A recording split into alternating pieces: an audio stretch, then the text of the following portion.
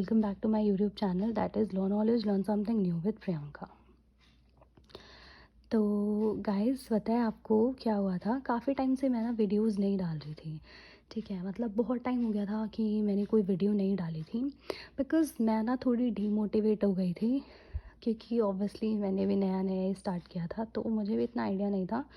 ठीक है, और कोई प्रोग्रेस नहीं थी तो ये सारी चीज़ें देख के ना मतलब थोड़ी सी डिमोटिवेशन आती है। बट फिर मैंने आप लोगों के कमेंट्स देखे और आप लोग इतना सपोर्ट कर रहे हो तो फिर उससे मुझे थोड़ी मोटिवेशन मिली और मैंने दोबारा से वीडियोस बनाना स्टार्ट किया है।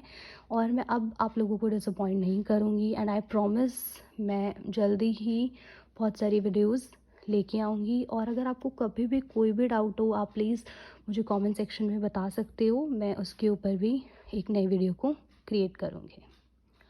तो अब हम आज की इस वीडियो में सेपरेशन ऑफ पावर के बारे में पढ़ेंगे। ठीक है, तो चलो स्टार्ट करते हैं। सो गाइज़, आज का हमारा टॉपिक है सेपरेशन ऑफ पावर।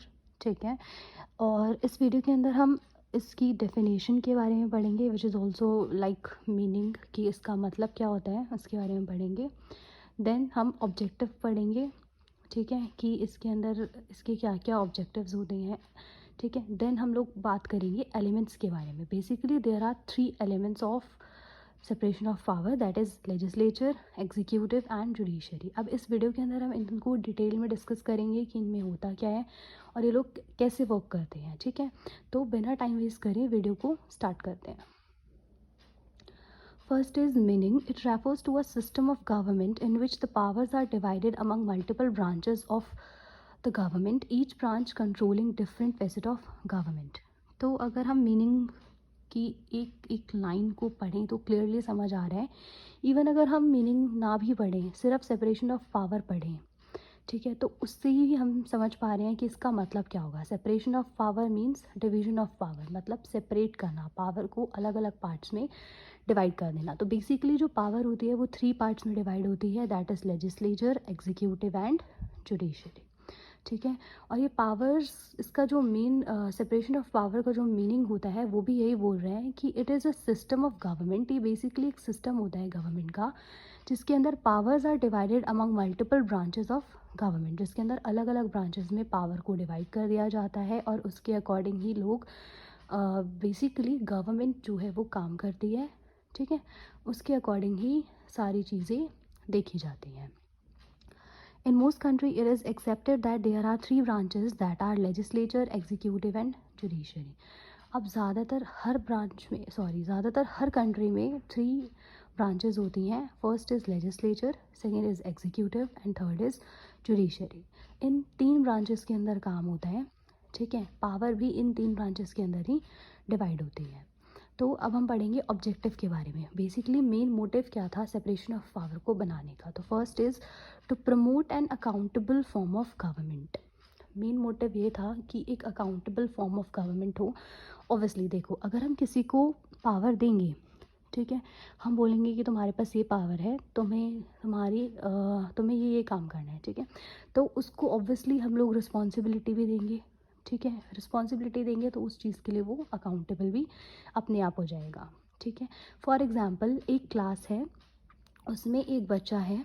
ठीक है, अब टीचर उस बच्चे को बोलती है कि तुम्हारे पास पावर है, तुम इस क्लास के मॉनिटर हो, तुम डिस्कस करोगे कोई भी प्रॉब्लम होती है तो। ठीक है, क्लास के अंदर डेकोरम को मेंटेन करके रखोगे, ये सारा काम उस पर्टिकुलर बच्चे का है। ठीक है, तो उसके ऊपर रिस्पॉन्सिबिलिटी आ गई पूरी क्लास की।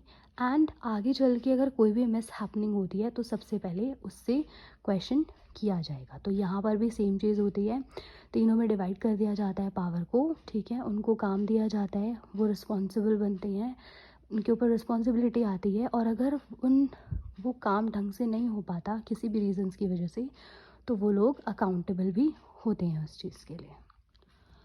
Second is it prevent the misuse of power with in the different organs of the government. अब अगर पावर अलग अलग लोगों के पास डिवाइडेड है तो यहाँ पे मिसयूज़ होने से बच जाता है। मतलब ये नहीं होता कि हाँ अगर एक ही पर्सन के पास पावर है तो ऑब्वियसली वो कुछ भी कर सकता है। ठीक है, तो इसीलिए पावर को 3 पार्ट्स में डिवाइड कर दिया जाता है ताकि पूरी की पूरा जो कंट्रोल है, पूरी की पूरी जो पावर है वो सिर्फ एक पर्सन के पास ना हो, सबके पास हो और कभी भी मिसयूज़ ना हो पाए इस चीज़ का। Third is it keeps a check on all branches of the government by making them accountable।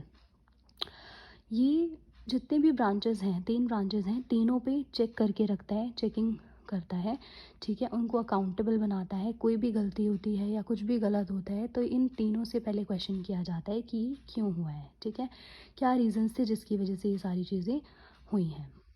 Fourth is it allows all the principals to specialize themselves in their respective fields। और ये allow करता है सारे principles को कि वो अपनी अपनी रिस्पेक्टिव फील्ड्स के अंदर स्पेशलिटी को देखें, मतलब खुद को स्पेशलाइज्ड बनाए। लाइक अगर कोई बेसिक फॉर एग्जांपल अगर कोई बच्चा है, ठीक है, उसको क्लास को रूल करना बहुत अच्छे से आता है और उसको मॉनिटर बना दिया जाए या उसको एज अ टीम लीडर बना दिया जाए तो वो अपना काम बहुत अच्छे से करेगा, ठीक है, क्यों? बिकॉज वो स्पेशलाइज्ड है उसके अंदर, ठीक है। तो यहाँ पे भी यही होता है कि ये प्रिंसिपल जो है ये सबको स्पेशलाइज करने का, खुद को स्पेशलाइज करने का एक तरीके से क्या बोलते हैं, एक तरीके से मौका देता है कि जो गवर्नमेंट है वो खुद को स्पेशलाइज करें, ठीक है, उस पर्टिकुलर फील्ड के अंदर, ठीक है। आई होप आपको इतना समझ आया होगा, कुछ भी नहीं था इसमें, ठीक है। एक क्विक रिवीजन करते हैं।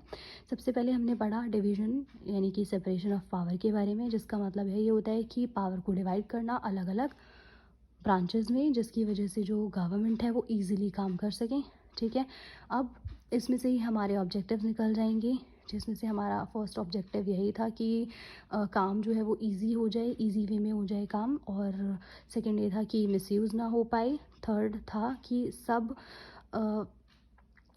सबको एक तरीके से खुद को स्पेशलाइज्ड कर सकें। ये एक प्रिंसिपल होता है इसके अंदर, ये वो प्रिंसिपल देता है, ठीक है। और फोर्थ था कि ये रेगुलर चेक करके रखता है सारी ब्रांचेस के ऊपर, ठीक है, और उनको अकाउंटेबल बनाता है, मतलब कुछ भी गलती होती है तो वो लोग हैंडल करेंगे उस चीज़ को, वो उनकी रिस्पॉन्सिबिलिटी होती है, ठीक है। आई होप इतना समझ आया होगा। चलिए आगे बढ़ते हैं, that is elements. So basically मैंने आपको अभी बताया था कि 3 एलिमेंट्स होते हैं। First is legislative, second is executive and third is judiciary. अब इनके बारे में हम डिटेल में डिस्कस करेंगे। फर्स्ट लेजिस्लेटिव क्या होता है, ठीक है, it is also known as rule making body. इसको रूल मेकिंग बॉडी भी बोला जाता है। ये जो है ये सारे रूल्स एंड रेगुलेशंस को बनाती है, ठीक है, दैट्स वाई इसको रूल मेकिंग बॉडी भी बोला जाता है। Second is primary function is to make laws for good governance for a state. इसका मेन मोटिव यही होता है कि ये लॉ बनाता है ताकि जो गवर्नमेंट है वो बहुत अच्छी चल सके, ठीक है, और स्टेट जो है वो उस गवर्नेंस के साथ अच्छा चल सके। बेसिकली मतलब कहने का मतलब ये है कि ये इसका मेन मोटिव ये इसलिए लॉ बनाता है ताकि सब लोग कंट्रोल में रहें, उनको पता हो कि उनको क्या करना है, ठीक है। Third is it has the authority of amending the existing rules and regulations as well. इसके पास पावर होती है कि कोई एग्जिस्टिंग रूल्स एंड रेगुलेशंस हैं और इसको अमेंडमेंट्स करनी है, जैसे कि हमारे अमेंडमेंट्स होते रहते हैं, कभी अमेंडमेंट्स 42 हुआ था, ठीक है। तो इस वो सब किसने किया था? ऑब्वियसली लेजिस्लेटिव ने किया था। लेजिस्लेटिव के पास ही राइट होता है कि अगर लॉज में थोड़ी बहुत चेंज करना है या कुछ अमेंडमेंट्स लाने हैं तो कौन करेगा? लेजिस्लेटिव बॉडीज़ करेंगी, ठीक है। Next is the parliament holds the power of making rule and laws. मतलब पार्लियामेंट जो होता है उसके पास पूरा पावर होता है रूल्स एंड लॉज को बनाने का, ठीक है।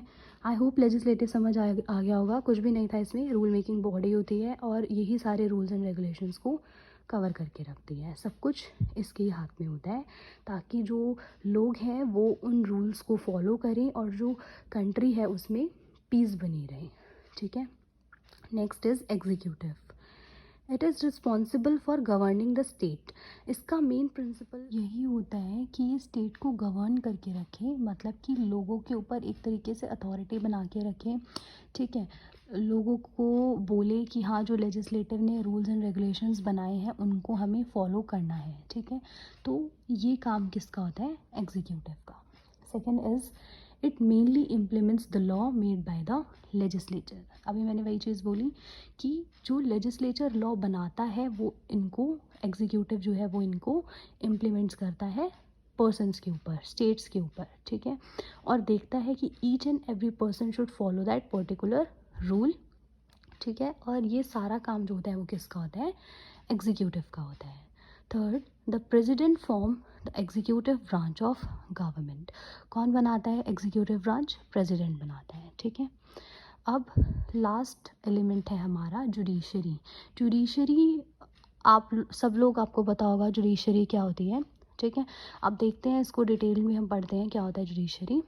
It interprets and applies the laws made by the legislature and safeguard the rights of individual. Basically ये interpret करता है जो भी लॉ बनाए हैं लेजिस्लेचर ने, ठीक है। और अगर किसी पर्सन का राइट वायलेट हो रहा है तो उसको प्रिवेंट करने का काम कौन करता है, जुडिशरी करती है, ठीक है। मतलब अगर कोई पर्सन है उसका राइट वायलेट हुआ है, ठीक है, तो अगर हम लोग जाएंगे कोर्ट में तो वो हमें रेमेडी प्रोवाइड करती है, ओके।